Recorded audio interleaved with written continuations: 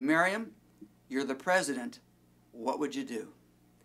Well, I would focus on the issues in our country today here, and I would use the boundaries provided for the government by the Constitution to bring government back to its proper role of protecting and preserving people's God-given rights. Well, what has the government done wrong then that you have to correct? A whole lot. I mean, one thing that I would focus on is our colossal national debt and inflation. Look at what's happened to our manufacturing. I would bring that back to this country along with customer service so that we can close this enormous gap that we have in our trade deficit. How does the president tell a business where to put their office or who to hire? Well, the president, first of all, is not operating alone, obviously. It has, its whole body of advisors and people in all different offices, but it doesn't happen directly.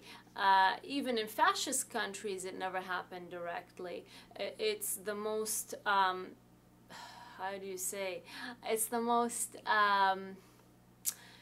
when it gets down to communism, it's direct, but from a constitutional, from a republic stand, which, by the way, we're not democracy, we don't want democracy, we're a republic. From there to communism, it gets to be kind of like, it doesn't look like the government's doing it, but really the government and corporations work to support one another. Happening with welfare program, right? We have welfare, and at the same time we have the CIA, who has been doing a great job of creating propaganda to overthrow democratically elected leaders in other countries and prop up puppet regimes, and we fund them with foreign aid. Then in turn they allow us to privatize their land, their industries, their private, the resources, and then those poor people, the working class and the farmers, escape those conditions, come here and get on welfare.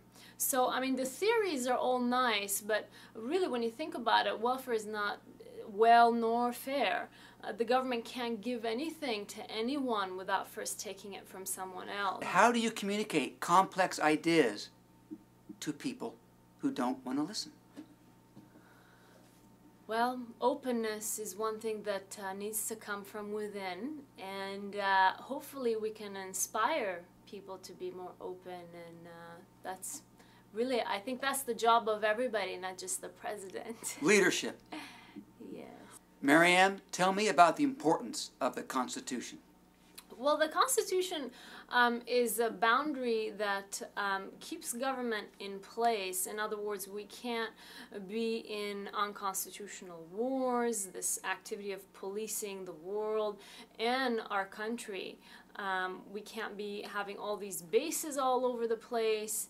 Look at what we're doing. I would get out of this police state apparatus of illegal surveillance, illegal wiretapping, illegal detaining, and of course torture, the microchipping, national ID card. I mean, some of these things people haven't even heard about. It's buried in the unpatriotic Patriot Act, and the Constitution is basically prohibiting all those activities. Are we at war right now or not? It seems that, we're in some kind of a war. We have to constantly be scared, we're told, from foreign enemies and domestic, and we have to spy on each other. Don't you believe there are enemies in the world? Yeah, well, of course there are, but, increasing paranoia is not the way to build friendship rather than enemies. Your definition of paranoia is somebody else's definition of intelligence information. Well, information is different, than just be scared all the time, that we need cameras everywhere all the time.